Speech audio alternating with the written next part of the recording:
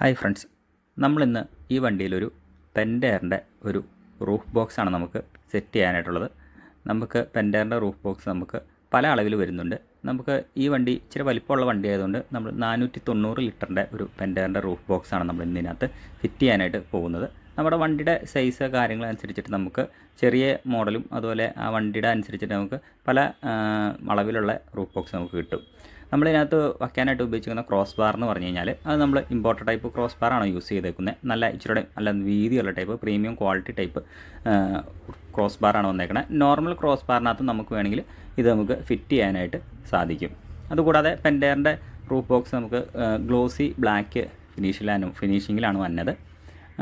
നമുക്കിത് ഈ വണ്ടി ഇപ്പോൾ ബ്ലാക്ക് വണ്ടി ആയതുകൊണ്ട് ഇതിനകത്ത് ഈ ബ്ലാക്ക് പെൻഡെയറിൻ്റെ റൂഫ് ബോക്സ് വേണമെങ്കിൽ കയറി കഴിഞ്ഞപ്പോൾ കാണാൻ നല്ല അടിപൊളി ലുക്കായിട്ടുണ്ട് വണ്ടിക്ക്.